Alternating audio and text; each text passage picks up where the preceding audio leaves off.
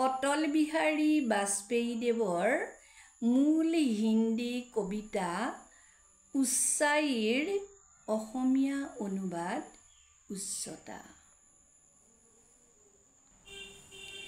সুউচ্চ পৰ্বতত কোনো গছ নগজে, জোপোহা নগজে, নহয় ঘাঁহৰ কোমল দলিচা।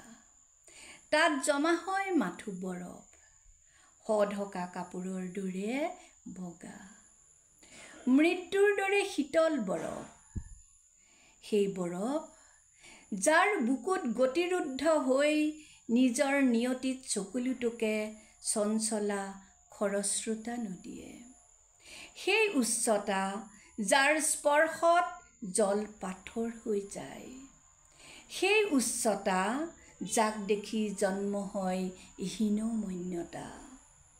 সেই উচ্চতা অভিনন্দনৰ অধিকাৰী হ'ব পাৰে পৰ্বত আৰোহীৰ বাবে আমন্ত্ৰণ।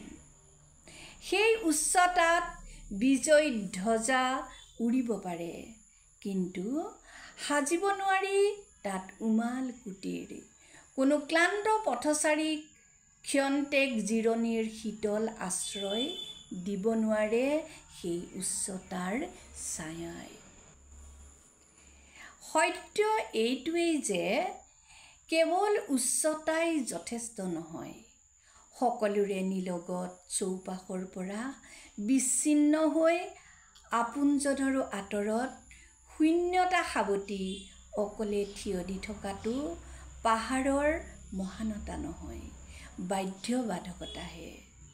উচ্চতা আৰু গভীৰতাৰ মাজত আকাশ পাতাল পাৰ্থক্য। উচ্চতা যিমান, নিঃসংগতাও সিমান। বাহিৰত হাঁহিৰ প্ৰলেপৰ আঁৰত গধুৰ মনত চকুলোৰ গোপন হাহাকাৰ। উচ্চতাৰ লগতে থকা উচিত বিশালতা। যি বিশালতাই সুবিধা দিয়ে স্তব্ধ নিঃসংগতাৰ পৰা জীৱন স্ৰোতৰ কাষলৈ যোৱাৰ, আনৰ লগত মিলি যোৱাৰ, একেলগে খোজ দিয়াৰ, জনসমুদ্ৰত হেৰাই যোৱাৰ, স্মৃতিত ডুব যোৱাৰ, আপোন পাহৰা হোৱাৰ, নিজ অস্তিত্ব অৰ্থ বুজাৰ, জীৱনৰ কেঁচা সুগন্ধ লোৱাৰ। উচ্চতা প্ৰয়োজন সমাজৰ বাবে।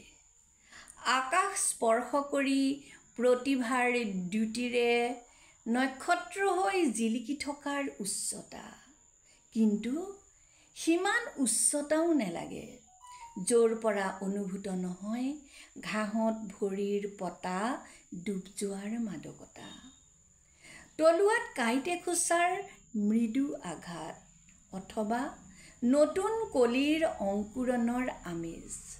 হে প্ৰভু, যি উচ্চতাত মাথো উচ্চতা আছে, নাই কোনো বসন্ত অথবা হেমন্ত। আছে মাথো নীৰৱ একাকিত্ব আৰু কোনো এজনক বুকুত সাৱটিও ল'ব নোৱাৰাৰ ৰুক্ষতা। তেনে উচ্চতা মোৰ কাম্য নহয়, তেনে উচ্চতা মোক নিদিবা। ধন্যবাদ।